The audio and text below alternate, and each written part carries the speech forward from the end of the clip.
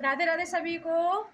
तो हमें संतोषी माता की कृपा से लड्डू गोपाल जी की प्राप्ति हुई। कैसे और क्यों, आइए हम आपको बताते हैं। तो हम बचपन से ही, हमें होश नहीं है हम कब से संतोषी माता का व्रत रखते चले आए हैं। हमारी शादी हुई तो हमारे घर बेटी का जन्म हुआ, फिर हमारे बेटे का जन्म हुआ। अब हमारा परिवार पूरा हो चुका था।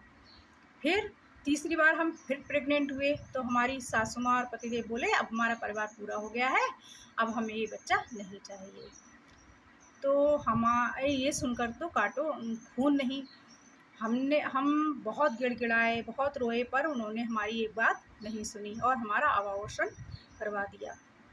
अब जब हम होश में आए तो अपने पेट पर हाथ रखकर संतोषी माता का नाम लेते हुए रोते हुए बोले, हे संतोषी माँ, हमें यही बच्चा चाहिए।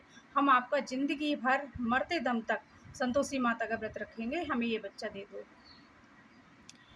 फिर अब कई साल हो गए, अभी जन्माष्टमी को 3 साल हो जाएंगे।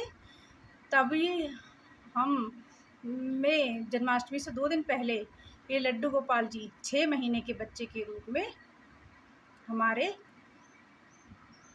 घर आए, हमें प्राप्त हुए।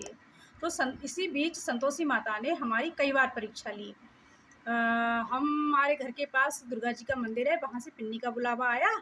तो हमने बोला, भाभी जी पिन्नी के प्रसाद में किशमिश मत डालिएगा, हमारा संतोषी माता का व्रत है। तो हमने पिन्नी खाई। तो उसके बाद उन्होंने नाश्ते में कूटू की पकौड़ी और धनिए की चटनी रखी, तो सबको परोस दी गई। फिर हमारे पड़ोस में एक दीदी हैं, वो बोली, अरे इसको प्रसाद नहीं मिला, इसको पकौड़ी और चटनी नहीं मिली। तब भी हमें ध्यान नहीं रहा कि हमारा संतोषी माता का व्रत है। फिर माँ के आगे प्रसाद रखा हुआ था, वही प्रसाद हमें दे दिया गया और हमने वो प्रसाद ग्रहण कर लिया। फिर हमें ध्यान आया, अरे हमारा तो संतोषी माता का व्रत है। तो दीदी बोली, क्या हुआ? हमने कहा, हमारा तो संतोषी माता का व्रत है। वो बोली, कोई नहीं, देखो संतोषी माँ भी कह रही हैं, अब उद्यापन कर दो, अब ये व्रत मत रखो। हमने बोला, नहीं हम तो व्रत रखेंगे।